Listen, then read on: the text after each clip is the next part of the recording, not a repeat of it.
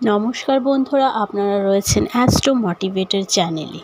আজকে আমাদের আলোচনার বিষয়বস্তু হলো যে জন্মছকে কিভাবে সরকারি চাকরির যোগ তৈরি হয়।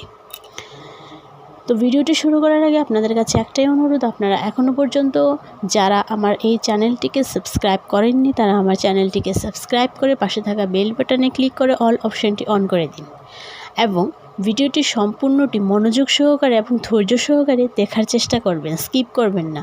স্কিপ করলে আপনারা অনেক জায়গা মিস করে যাবেন, বুঝতে পারবেন না। চলুন তাহলে ভিডিওটি শুরু করা যাক।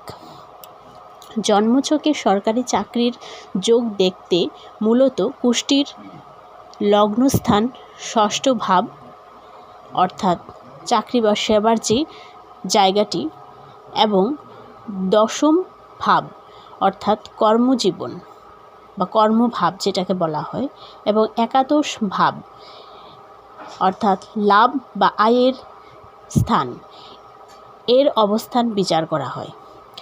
পাশাপাশি সরকারি চাকরির কারক গ্রহ যেগুলি রয়েছে যেমন রবি, বৃহস্পতি, মঙ্গল এবং শনির প্রভাব অত্যন্ত গুরুত্বপূর্ণ। আপনার জন্মছকে সরকারি চাকরির যোগ আছে কি না তা বুঝতে এখন যে বিষয়গুলি আলোচনা করব সেগুলি আপনার জন্মছকটি খুলে মিলিয়ে দেখতে পারেন। রবি এবং চন্দ্রের অবস্থান। প্রথমে যে বিষয়টি নিয়ে আলোচনা করব সেটি হচ্ছে রবি এবং চন্দ্রের অবস্থান। জ্যোতিষ শাস্ত্র অনুযায়ী সরকারি প্রশাসন বা উচ্চপদস্থ চাকরির প্রধান কারক গ্রহ হল রবি। জন্মছকে রবি যদি দশম বা প্রথম অর্থাৎ লগ্ন ঘরে শক্তিশালী অবস্থানে থাকে তবে সরকারি চাকরির প্রবল সম্ভাবনা থাকে। চন্দ্র এবং বৃহস্পতি শক্তিশালী হলে তা শুভ ইঙ্গিত দেয় সরকারি চাকরির ক্ষেত্রে।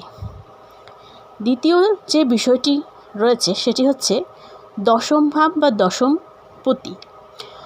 দশম ঘরটা হলো কর্মক্ষেত্রের স্থান। প্রথমেই বললাম দশম ভাবের অধিপতি যদি লগ্ন ষষ্ঠ বা একাদশ ঘরে অবস্থান করে তবে তা সরকারি চাকরির ইঙ্গিত বহন করে।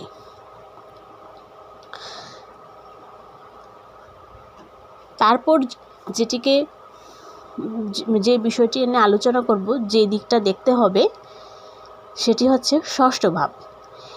ষষ্ঠ যে ভাবটি রয়েছে এই ভাবটি সরকারি এবং সেবা কার্য নির্দেশ করে।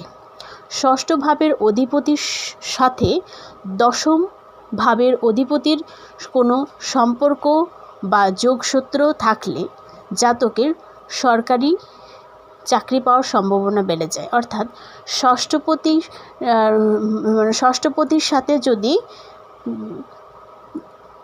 দশম ভাবের অধিপতির কোনো একটা কানেকশন তৈরি হয় তাহলেও সে জাতকের সরকারি চাকরি পাওয়ার সম্ভাবনা অতি মাত্রায় বেড়ে যায়।